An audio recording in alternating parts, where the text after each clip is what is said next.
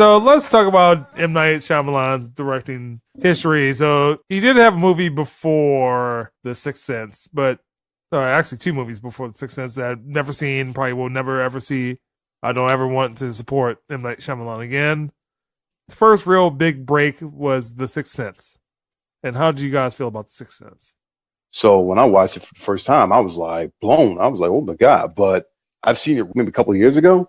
It's not a movie you can just sit back and rewatch again. It's a one and done because you watch it again and you just see how plotting it is. And if you watch all of his movies, it's the same way. The pacing's all the same. The pacing is just, it creeps along. It creeps. Something happens at the beginning of the movie and then nothing happens. Something happens towards the end and then there's a twist. That is the M. Night Shyamalan formula.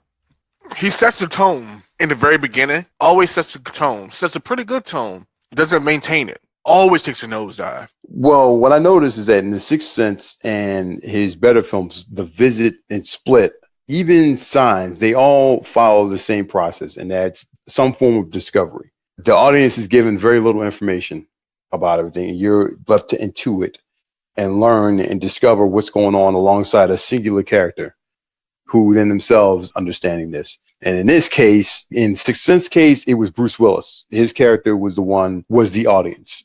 I like the concept of The Sixth Sense, but as Keith said, it doesn't hold up on a rewatch. So. It didn't age well, but you also got to remember when this movie came out, it was fresh. It was fresh. You know, no one really used twists like that. There's always a twist in other movies. Before this one that had a major twist in it, of course it's not in the same genre. Usual Suspects movie was the first one to do a twist and was like, oh, God damn, wow. And then he did it, and it was just more of psychological horror, thriller, or whatever. So it was new because at that time there was really nothing out. There was really nothing that was different, and that was a fresh breath of air.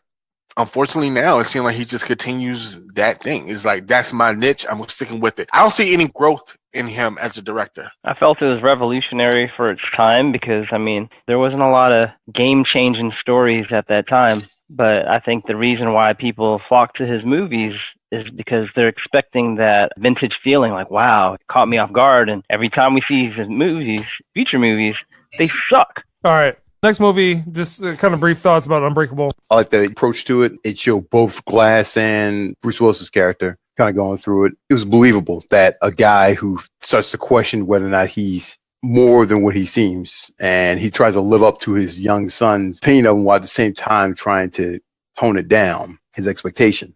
And it's kind of late on the twist, aside from the fact that it's all true. It's not fake. That's what's amazing about the whole thing. All right. So, James, Unbreakable. I thought it was a good follow-up. Unbreakable is a great follow-up because, like I said, that after Sixth Sense, he had the it factor. Everybody wanted to see something from this guy. And then he comes out with Unbreakable. It was a good follow-up. It was different because of what it dealt with and all that, but it still had the twist. It wasn't a hardcore twist, but it had like a slight twist. Not groundbreaking, nothing like that. But the movie was good. I enjoyed it. Matt. I felt it was a good follow-up as well. After his first movie, everyone was kind of expecting it to be at that level. Didn't disappoint as much as his other previous films, but it was a good movie. I didn't really have a lot of complaints against it.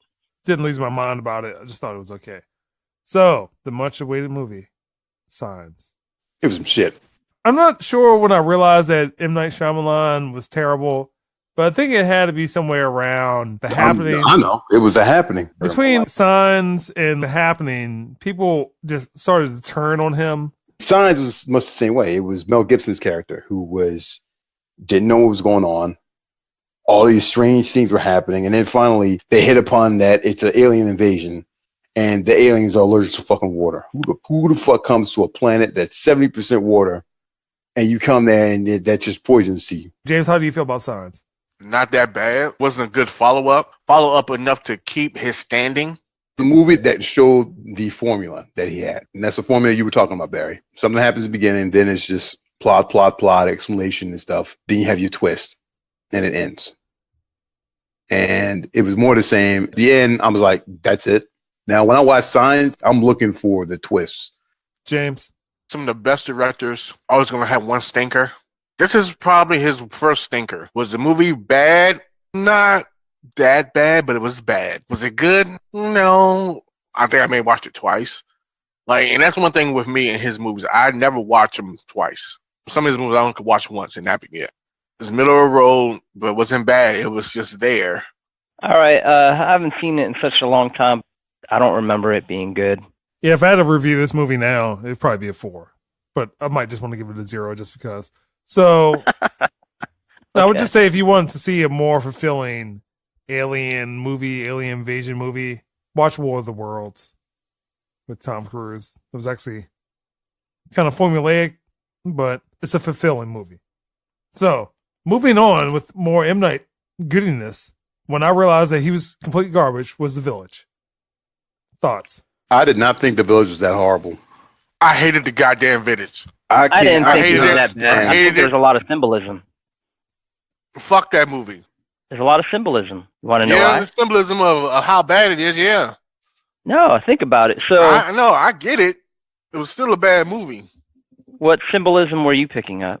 We're too far ahead of the times, live the old way and not the new way, and keep people away from the bad stuff, which is considered technology, or just have it just normal, well, normal for us. What I took it as this kind of like a Amish thing, if you think about it. Just extreme.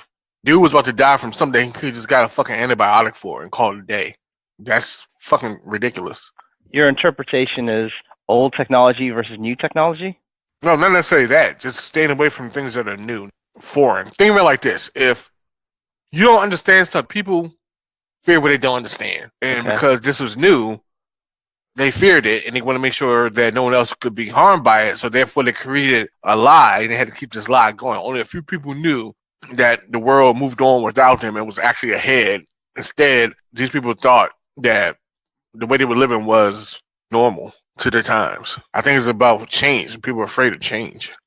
Okay. My interpretation of it, the person who was in charge of the village was creating a false sense of danger in order to sway the public opinion.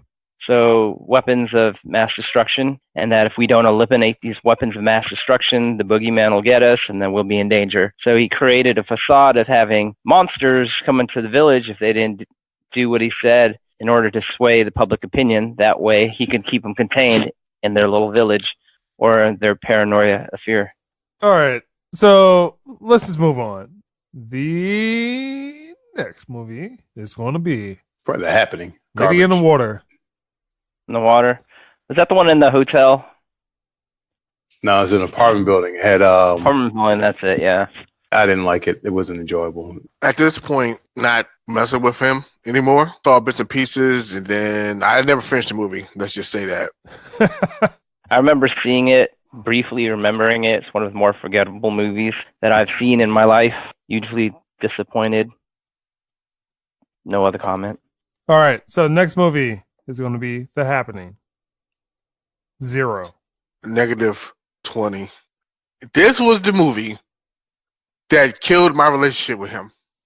After that, I don't think I saw any other M. Night Shyamalan movies. So I could get this movie and Signs kind of mixed up. Like it's almost, I wouldn't say it's almost the same movie, but it's just his movies just kind of run together.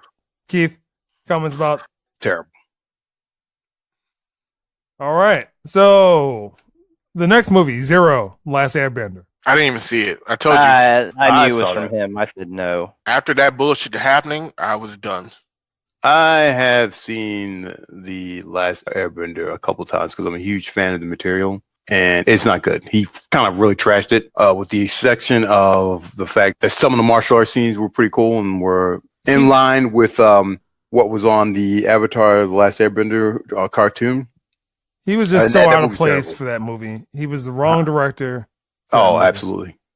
He was absolutely the wrong director. He did everything wrong. He changed the names, the pronunciation of the names. The movie is supposed to be about Asian culture for the most part. They did a lot of heavy investing into Buddhist, Taoist and stuff and Asian culture and stuff. He kind of did a hodgepodge, actors and stuff, and he just mixed and matched them up. It didn't work out at all. I mean, he basically just got it all wrong.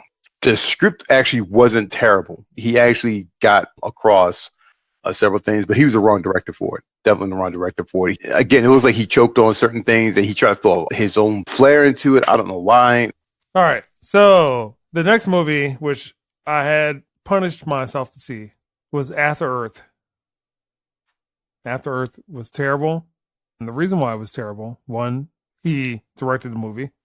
The second thing was Jaden Smith, at least at the time, and his acting ability, acting against blue screen, green screen, CG characters was not good.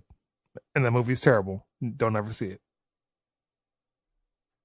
Any comments? I didn't see it. Hey, y'all thought I was joking when I said after the happening, I was done. All right. So silence on that one. And then we're going to go on to The Visit, which was about children visiting their grandparents. Their grandparents have slight dementia, Alzheimer's, sunsetting, stuff like that. Comments? I like to visit. Yeah, return to form. And if I remember correctly, it really didn't have a twist like that. It was kind of straightforward. I mean, it had a slight twist. It wasn't like, it was not a groundbreaking twist, but it had a slight twist. And the only twist was that people that thought they were their grandparents weren't their grandparents. But outside of that, I thought it was pretty good. I was actually surprised. I was like, okay. Well, if I had to rate it now, I would probably give it a 7. It was good enough that it kept me entertained. After seeing that movie, I was kind of like, okay, you're still on probation, but good one. All right. Next movie, Blit. I liked it at the time. I don't know if I watched it. You Barry's questioning everything now. He's like, man, did I messed up? I thought it was okay. I'm trying to remember. I don't think I gave it too much of a high score. The movie, it was kind of hard to watch a couple points. The abuse angle was... Yeah. All right. So enough about M. Night Shyamalan. Don't see his movies. We are no longer supporting him on the podcast.